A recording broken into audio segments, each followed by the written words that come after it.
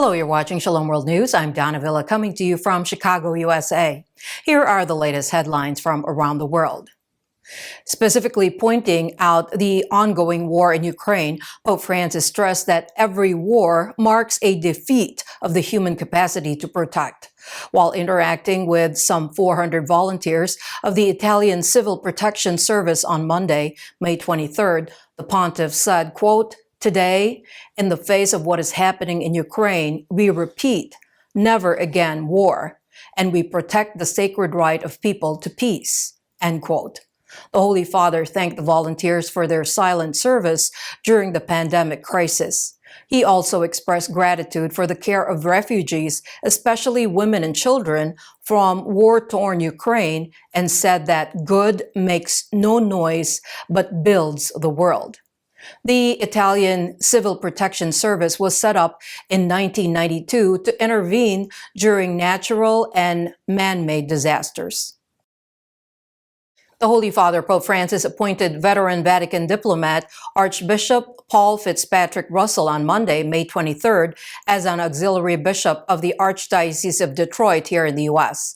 Archbishop Russel was serving as the apostolic nuncio to Turkey and Azerbaijan until February this year, when he was appointed the nuncio to Turkmenistan. He becomes the 31st auxiliary bishop in the Archdiocese. It was during his episcopal ordination in 2016 that the Pope granted him the title of Archbishop, which he will retain when he serves as auxiliary bishop to Archbishop Alan Vigneron of Detroit. The new auxiliary bishop will assume charge on July 7th during the Liturgy of Welcome and inauguration of ministry at the Cathedral of the Most Blessed Sacrament. Earlier, he had served as an envoy to Azerbaijan and was part of the diplomatic missions to Ethiopia, Zimbabwe, Switzerland, and Nigeria.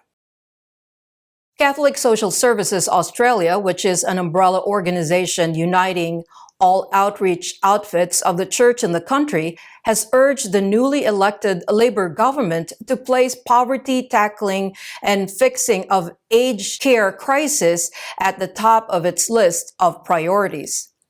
Chair of Catholic Social Services Australia, Francis Sullivan, said, quote, "With the election of Anthony Albanese as PM, the millions of Australians that understand what it is like to struggle day in and day out to put food on the table, to make sure their kids get a good education, to live safely in a house they can call home, now have a national leader with the very same lived experiences," end quote. He also urged the Albanese government to give priority to addressing the workforce crisis in health and the aged care, as well as reforming the health insurance sector. Atrocities by Myanmar troops against Christians continues, and in the latest incident, a Catholic village was burned down in Zagaying region on May 20th. Troops burned to the ground 320 out of 350 houses in Changyu village, which is a strong Catholic presence for more than 2 centuries. Thousands of villagers were forced to flee to nearby safe areas as the soldiers torched homes. However, they spared the Mary Help of Christians Church, a convent, and the rectory. The attack took place 4 days before the parish was supposed to celebrate the Feast of Mary, Help of Christians. There was a similar attack in the village on March 12 when 2 Catholics were gunned down and 10 homes and poultry farms were set ablaze. The historic settlements of Changyu, Manla, and Chandar, belonging to Mandalay Archdiocese, are home to Catholics of the Bayinji community who are descendants of Portuguese explorers who settled in the area in the 16th and 17th centuries. Rich in vocations, but the Bayinjis have contributed many bishops, priests, religious brothers, and nuns to the Myanmar Church.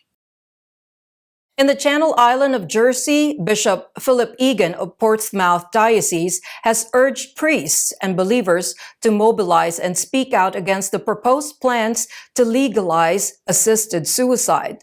The biggest of the Channel Islands, Jersey's government was the first to give assent to the principle of euthanasia in November last year.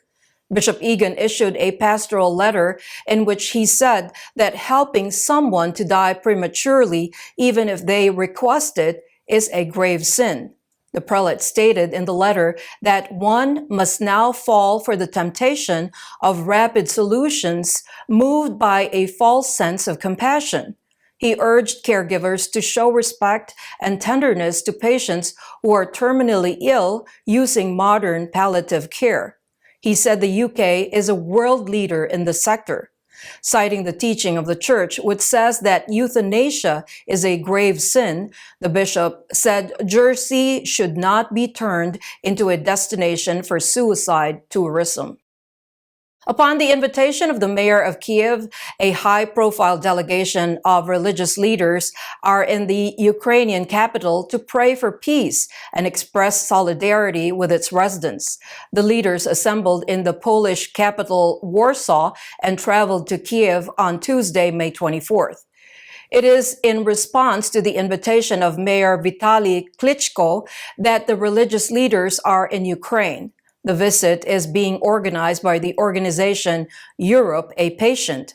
The delegation includes Sister Sheila Kinsey, FCJM of the International Union of Superior Generals from the Catholic Church, Bishop Joe Bailey Wells of Dorking of the Church of England, and Imam Yahya Pallavicini of Italy, who represents the Islamic community, and representatives of humanitarian and interreligious dialogue organizations.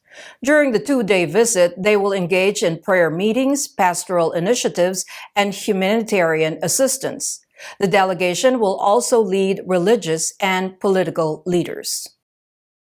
The 55-year-old schism between the Serbian Orthodox Church and the Macedonian Orthodox Church has finally come to an end. Marking the end of the schism, the supreme heads of both churches celebrated a common liturgy at St. Sava Cathedral in the Serbian capital Belgrade on May 19th. The healing of the schism is per the mandate of the Ecumenical Patriarchate of Constantinople, which is considered the spiritual authority of Eastern Orthodox Christians. The liturgy was celebrated by Serbian Orthodox Patriarch Porphyry and his Macedonian counterpart, Archbishop Stefan of Ohrid.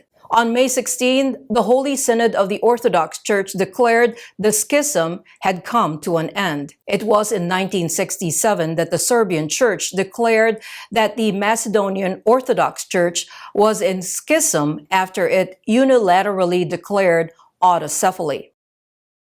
An Italian bishop who is the founder of the Missionaries of St. Charles Borromeo, also known as the Scalabrinians, will be raised to the altar soon.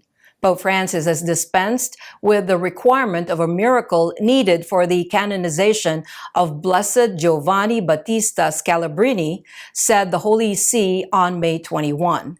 The Holy Father will now convene a consistory of cardinals based in Rome and the promoters of the cause for Blessed Scalabrini and Blessed Artemides Zatti, an Argentinian Salesian brother who was known for his care of the sick, to fix a date for the canonizations. Blessed Scalabrini, who was declared the father of migrants by Pope St. John Paul II in 1998, also founded the Missionary Sisters of St. Charles Borromeo in the late 19th century to minister to Europeans who migrated to the Americas. Today, Scalabrinian missionaries continue their pastoral work in 32 countries spread across 5 continents. And those are your latest headlines. Do join us tomorrow. In the meantime, you can visit swnews.org for more updates. Shalom.